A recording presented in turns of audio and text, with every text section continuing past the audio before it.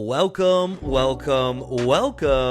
F1000. It's round 10 of the Formula One calendar, betting on my home race, the Canadian Grand Prix.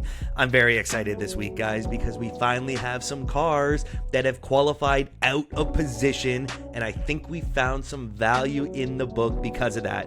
George took pole again in Montreal, Max is in P2 with the suspension looming, and the championship leader is right behind them in P3. This is the slip for the Canadian Grand Prix, and this is why we like them. Bet one is a combination podium fade where we're going to say no to Lando Norris and George Russell being on the podium together. We're saying that they will not be together. It's minus 200, and we're putting 375 on it this week. Lando is one of the drivers this weekend that's massively out of position on the grid, and the book has given us some extra value because of it.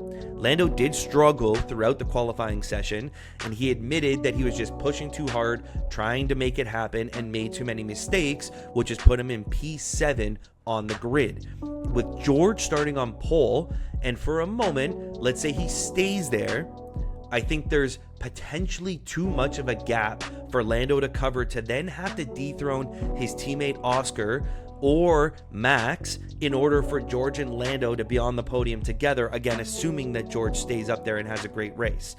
I think that's too much for Lando to get done. On the other side of the equation, on the George side, the Mercedes has been quick on Saturdays all year, but in race conditions, especially if it's warmer today in Montreal, which it looks like it will be, the Merc has struggled for race pace and tire management. In fact, they've even been slower than the Ferrari on Sundays in many cases. I expect that Lando and George are probably going to be fighting for P3 and P4 towards the end of this race, but it's very unlikely that both of them end up on the podium together, and I think we're getting a great line on this simply because George is on pole and Lando is in the championship leading car. Bet two, somewhat related to bet one, we're taking Mclaren to score the most team points this weekend. It's minus 188, and we're putting 375 on this one. Whoa, chaps. Didn't you just talk about how Lando's going to struggle to find the podium? Well, yeah, but let's some math here real quick, and stay with me because there's a lot of numbers that are going to go around. The easy one to look at is Oscar wins the race, which I think he will do. Lando finishes somewhere in the points. McLaren will have the most points because the race winner simply gets so much more than everyone else. The biggest threat to this most points for McLaren, I think, is the race winner not being Oscar. Now, the race winner gets 25 points. We all know that. You know that. I know that. Everyone, clap your hands. We all know that.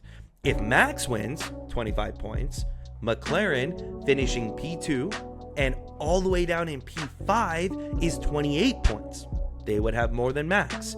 Even in that scenario, and we're getting real specific here, Mercedes holding off Lando and finishing P3 and P4 is only 27 points. McLaren would still have more. So the doomsday scenario of Max winning the race, Oscar not beating Max, the Mercedes, George and Kimi finishing P3, P4, and then Lando being P5, McLaren still has the most points. The value on this is in our favor because we have George on pole and Lando all the way down in P7. I like the math. I've run it. I love the McLaren with its 200-point lead on the next championship contender. They're going to increase their tally this weekend. McLaren most points. Bet three is Isaac Hadjar to finish in the points in the top 10. It's plus 110, and we're putting $250 on this one. Now, entering the weekend, pondering the midfield, the two teams that I had my eye on were Williams and VCART. Generally, they've been really well matched up lately between the two of them, and the characteristics of Canada being a low downforce with short duration corners, I expected them both to be going pretty well this weekend.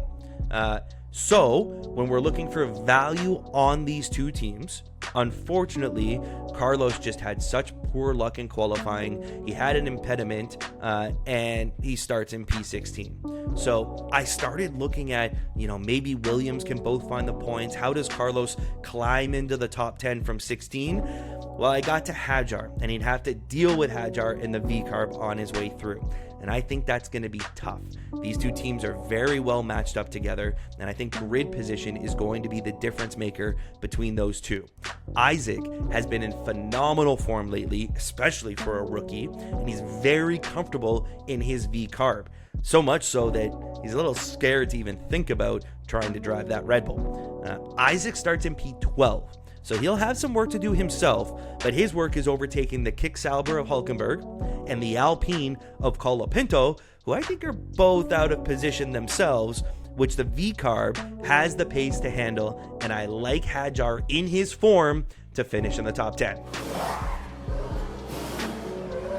That's the bet slip for our home race, the Canadian Grand Prix 2025. Let us know in the comments what you're betting on, and we'll see you in 2 weeks for round 11 in Austria.